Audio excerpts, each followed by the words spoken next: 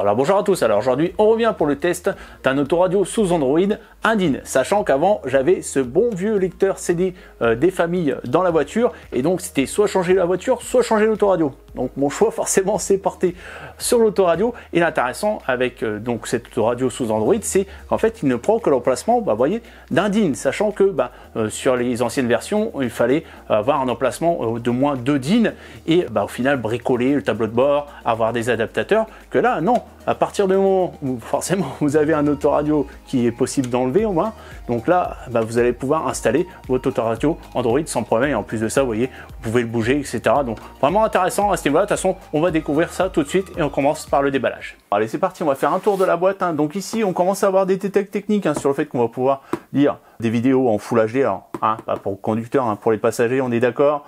Qu'on a du Bluetooth, donc on va pouvoir récupérer les commandes au volant avec un CAN bus, vous verrez ça après. Et donc on a le GPS, qu'on a un écran de 9 pouces, là il mettait 9 à 10 mais ce sera 9 pouces. Donc on a une résolution de 1024 par 600, qu'on a du GPS, qu'on a 2 ports USB, de la FM, qu'on va pouvoir se connecter avec le téléphone via Bluetooth et le Wi-Fi. Il y a aussi la possibilité de mettre une caméra de recul, mais ça ne sera pas inclus dans ce pack. Donc sur le côté, on a le modèle, c'est 900D. Et donc on est bien sur un autoradio Android. Voilà. Allez, on ouvre. Alors vous voyez un peu, le carton est dans cet état-là. Pourquoi? Parce qu'au final, en fait, ils n'ont pas mis des mousses partout. Vous voyez, en fait, vous avez que les mousses en fait, sur l'avant en fait, de l'autoradio. Ça, je trouve ça que c'est un peu mal fait à ce niveau-là. Ils auraient pu protéger, on va dire, tout le tour. Donc au final, ici, on a des câbles. Donc, après, on va dire, les câbles en eux-mêmes, ceux-là, on va pas l'utiliser. Enfin, du moins, celui-là qui est propriétaire donc à l'autoradio.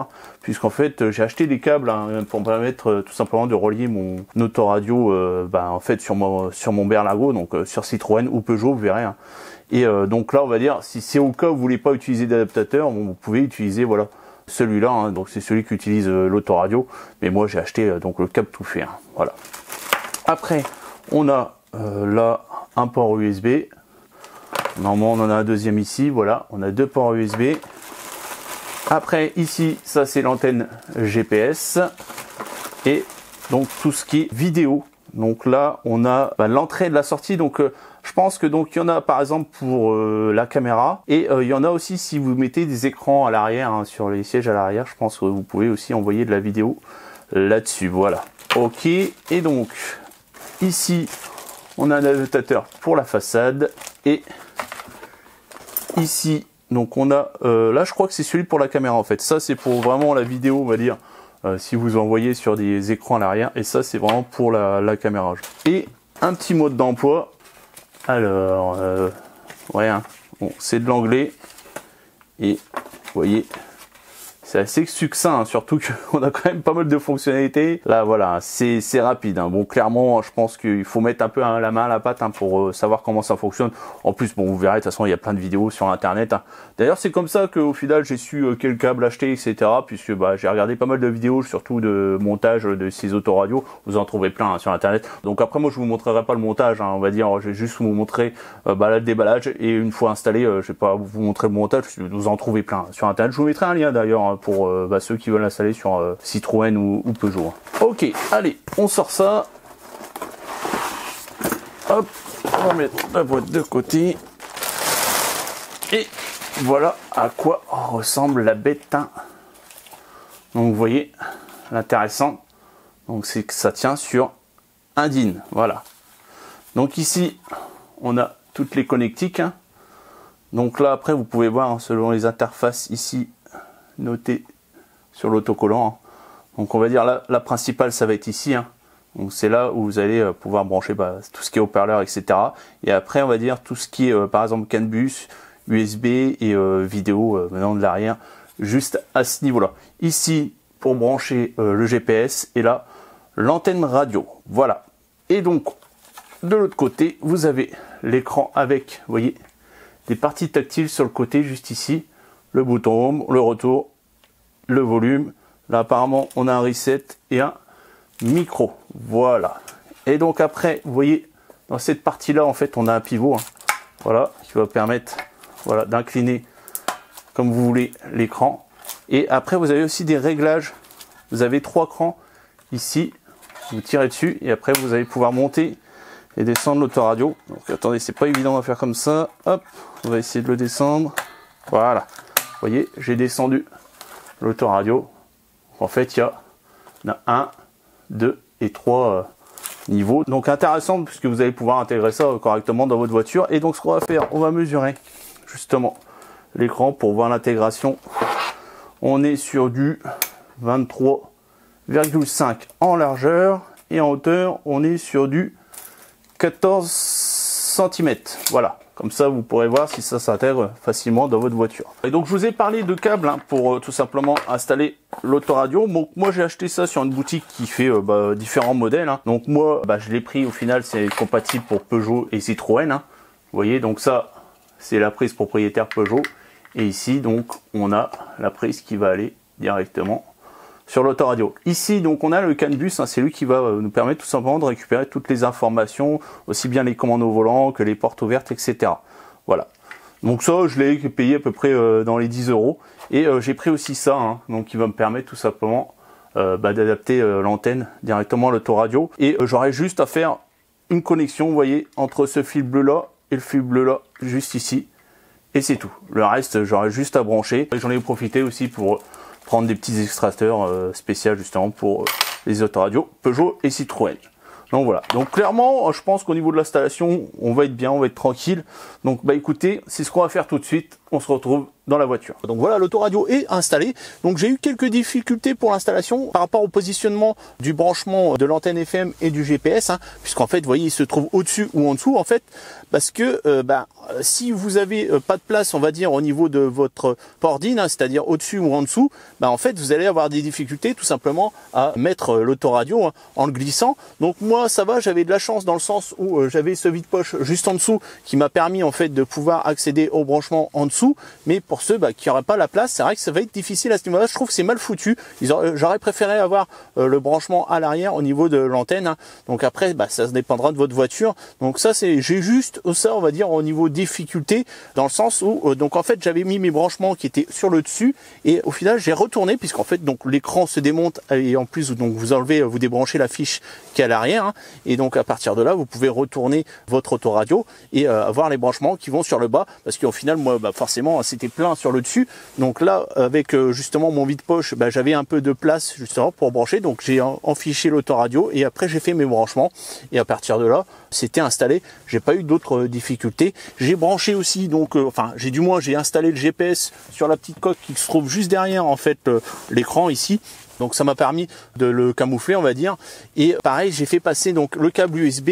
J'ai fait un trou dans mon vide-poche sur le dessus et j'ai fait passer mon câble USB juste en dessous. Donc ça me permet de brancher une clé USB sans souci dessus. Donc après, forcément, j'ai pas installé d'autres choses. On va dire, on pourrait installer par exemple d'autres écrans ou une caméra à l'arrière. Ça, je l'ai pas fait. On verra ça peut-être plus tard. Donc au niveau du design, vous voyez, ça va très bien avec mon intérieur, puisque en fait par rapport, vous voyez, au pourtour gris, vous voyez, ça correspond aussi à mes aérations. Donc à ce niveau-là, voilà, c'est pas criard, on va dire. On pourrait même dire que c'est d'origine. Donc là, on se retrouve avec le menu de démarrage, donc où vous avez votre voiture qui apparaît, la vitesse qui en fait relevée via le GPS et quelques petites fonctionnalités sympas, comme par exemple, vous voyez ici le fait que quand vous allumez les phares, hop, ça allume les phares au niveau du visuel de la voiture, et vous avez aussi la luminosité qui baisse.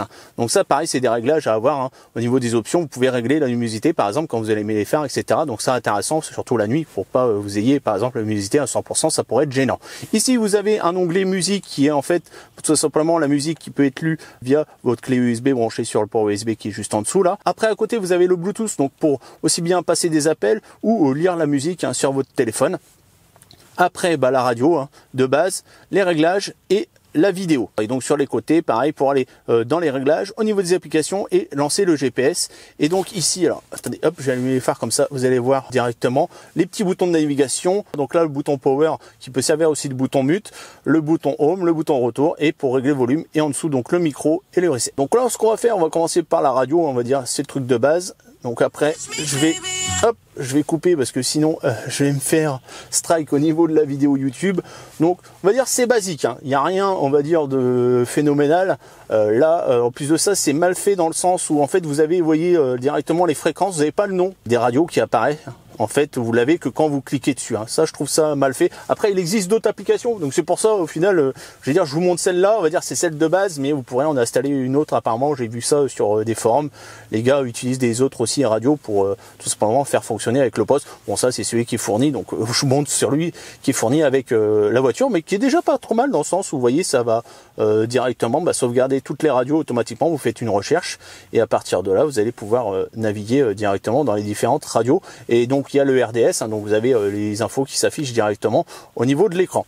On revient sur le menu Home. On va regarder au niveau du Bluetooth. Donc bien sûr, il faudra l'avoir connecté en Bluetooth sur votre téléphone. Hein. Et donc à partir de là, vous pouvez accéder à vos contacts, le journal d'appel, la musique aussi, hein, puisque donc vous pouvez très bien lancer la musique directement via votre téléphone, par exemple avec Spotify ou autre. Hein. Et donc là, les réglages d'appairage, etc. Voilà. Donc après, on va aller voir dans le GPS. Hein. Donc après, vous pouvez choisir l'application. Hein. Donc de base, c'est Google Maps. Hein. Et là, moi, j'ai installé Waze. Et je pense mettre TomTom, sachant que Waze et Maps sont dépendants, on va dire, d'une connexion réseau. L'intéressant, c'est avec TomTom, c'est que vous téléchargez la carte et vous n'avez pas besoin de réseau. Ça, surtout que des fois, ça arrive que vous n'avez pas de connexion. Donc là, vous aurez quand même une carte que là, on va dire, vous êtes limité au niveau de Waze. Même si je préfère Waze, on va dire, pour, par exemple, quand je suis en ville, on va dire, après, quand je fais des grands trajets, je préfère TomTom.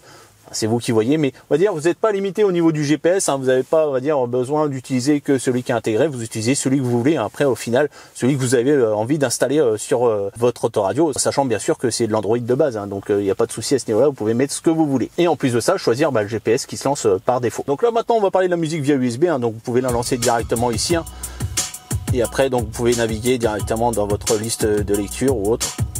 Voilà comment ça se passe à ce niveau-là. Au niveau des musiques. Donc là, je vais vous faire une petite démo d'une vidéo. Hein. Donc ça, c'est celle qui est installée par défaut. Hein. Bon après, hein, c'est clairement pas recommandé quand vous conduisez. Hein. Bon après, l'intéressant, c'est que si vous branchez des écrans externes, hein, vous pouvez envoyer la vidéo sur des sièges à l'arrière si vous êtes bien sûr équipé. Hein. Donc voilà ce que ça donne. Donc maintenant, je vais vous montrer la partie application Android. Hein. Donc vous allez tout simplement installer les applications que vous voulez via le Play Store. Alors, bien sûr, en connectant votre téléphone en point d'accès, hein, pour qu'il y ait une connexion Internet. Et à partir de là, vous voyez, hein, vous avez YouTube. Bon, moi, j'ai installé Waze. Vous allez pouvoir installer ce que vous voulez. Donc à ce niveau-là, donc aussi bien avec le Play Store ou des applications, des APK que vous voulez installer dessus. Hein. Donc à ce niveau-là, il n'y a pas de limitation, on va dire. Hein. Donc maintenant, on va parler des fonctionnalités aussi que j'ai récupérées grâce au CAN bus, dans le sens où en fait, les infos passent au niveau de la voiture via le CAN bus et au final s'affichent au niveau de l'autoradio. Hein. Donc c'est une fonctionnalité en plus que j'ai grâce au câble, hein. Pas forcément grâce à l'autoradio, même si au final je les récupère, hein, dans le sens où, par exemple, vous voyez, j'ai un petit logo qui s'affiche quand j'ouvre une de mes portières. Après, j'ai récupéré aussi mon bruit de radar de recul. Hein. Donc, par contre, c'est bien du CAN bus. Hein. Ça ne vient pas de l'autoradio. Donc, en fait, quand je passe la marche arrière, bon là, forcément, vous l'entendrez pas puisque là, j'ai rien derrière moi, j'ai pas d'obstacle. Hein. Mais en plus de ça, donc vous avez vu, il y a l'affichage qui se change. Et si j'avais une caméra à l'arrière, vous aurez la vue de arrière qui s'affiche, hein, directement au niveau de l'autoradio. Donc ça, une fonctionnalité aussi intéressante. Bon, je la mettrai peut-être plus tard, je sais pas encore, mais là, il y a du boulot. Hein, sachant qu'il va falloir que je passe un câble du coffre jusque devant. À mon avis, ça se fait pas en quelques minutes. Et après, d'autres fonctionnalités donc que je vais vous montrer directement. Alors, chose à savoir, c'est que vous avez vu le mode d'emploi succinct, il vous explique rien du tout. J'ai été chercher dans les forums, donc moi je vais vous faire gagner du temps. Il faut aller dans installation d'usine, vous tapez le code 8888, vous faites OK, et après vous allez dans protocole setting, et après en fait vous allez rentrer le modèle de votre voiture. Donc moi j'étais dans Rise Peugeot et j'ai mis Peugeot 2008. Et à partir de là, en fait, j'ai pu avoir toutes mes infos qui passent en fait par le CAN bus et qui sont reportées sur l'autoradio, parce que sinon au final vous n'avez pas ces fonctionnalités qui apparaissent. Donc ça c'est une chose à savoir. Donc il faudra aller dans les réglages d'usine pour pouvoir faire reconnaître le CAN bus que vous avez acheté avec l'autoradio, enfin pas avec, on va dire séparément. De toute façon, je vous mettrai tous les liens dans la description, vous verrez. De toute façon là sur la boutique AliExpress, là au final ils font à peu près tous les modèles de voitures, hein, dont vous voyez Peugeot, Citroën, Ford, etc. Alors après il y a quelques réglages intéressants. Une fois que vous avez configuré donc le CAN bus, hein, vous allez dans installation de la voiture, vous faites entrer dans la voiture départ. Là, attention, les traductions, faut s'accrocher. Donc moi, il n'y a pas la clim, mais par contre, j'ai des réglages assez sympas sur le fait que, par exemple, ici, je peux récupérer en fait mes boutons que j'avais sur mon autoradio d'origine et qu'en fait j'ai perdu puisque tout simplement je l'ai démonté, puisqu'en fait il y a des réglages, par exemple il y a le réglage de l'heure, etc. puisque j'ai encore l'écran qui est derrière, qui s'affiche.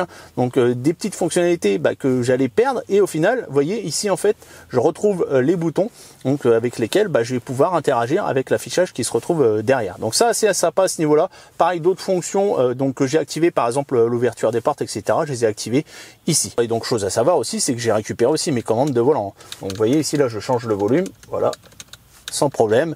Et ça pareil, c'est grâce au CAN bus que j'ai pu le faire. Donc vous pouvez aussi rajouter d'autres fonctionnalités comme la pression des pneus. Si vous avez des capteurs Bluetooth sur les valves, vous pouvez récupérer les informations de la pression des pneus. Vous pouvez aussi récupérer des informations au niveau moteur si vous avez un lecteur ODB en Bluetooth dessus. Donc voilà, je pense qu'on a fait le tour des fonctionnalités. On passe à la conclusion. Donc voilà, c'est temps de la conclusion. On va commencer par ses défauts. Le premier, vous avez pu le voir pendant le test, c'est la position tout simplement de son branchement FM et GPS qui sont sur le dessus. Donc ça dépendra de vos voitures, soit vous avez la place, soit vous n'avez pas la place, et là forcément ça sera très compliqué de l'installer. Le deuxième défaut, c'est son tactile qui réagit pas forcément du premier coup. Des fois on est obligé de remettre une deuxième commande pour que ça fonctionne. Après, le troisième défaut, c'est aussi son revêtement au niveau de l'écran qui est brillant. C'est vrai que ça attire le reflet. Après voilà, on a meilleure lecture, j'aurais mis quand même quelque chose de mat. Et quatrième défaut, c'est le fait qu'on ait qu'un giga de RAM. Alors il existe des versions avec 2 giga de RAM, etc. Là, le 1 giga de RAM, c'est vrai qu'au niveau de la navigation, surtout quand vous faites une recherche par exemple pour le GPS, etc., vous voyez que ça met du temps à s'afficher. C'est logique, c'est 1 giga de RAM. Le mieux, ce serait, si vous avez possibilité, ou du moins si vous avez les moyens de passer sur la version 2 Go de RAM, même si au final, avec 1 Go de RAM, on arrive quand même à l'utiliser. Et donc, au niveau de ses avantages, clairement, c'est tout simplement la possibilité d'installer l'autoradio sur n'importe quelle voiture sans avoir l'emplacement disponible. Donc, en fait, vous avez juste à enlever l'ancien autoradio, à mettre celui-là, et après, faire quelques réglages. Alors, bien sûr, acheter les câbles, comme je vous ai montré, qu'il faut pour que ça fonctionne si vous voulez récupérer, par exemple, les commandes au volant. Même si vous n'êtes pas obligé, mais c'est quand même plus intéressant d'avoir quelques fonctionnalités en plus. Après, c'est le fait aussi qu'il est sous Android, dans le sens où on va pouvoir installer toutes les applications qu'on veut, aussi bien au niveau de la musique, du GPS, etc. Et son dernier avantage, bien sûr, c'est son prix, puisque vous le retrouvez aux alentours des 120 €. Donc clairement, un bon rapport qualité-prix au niveau de cette autoradio. Donc si vous voulez acheter, bien sûr, vous avez tous les liens dans la description. Sinon, si vous avez aimé, likez, partagez et surtout, abonnez-vous. Ciao, bye bye, à la prochaine.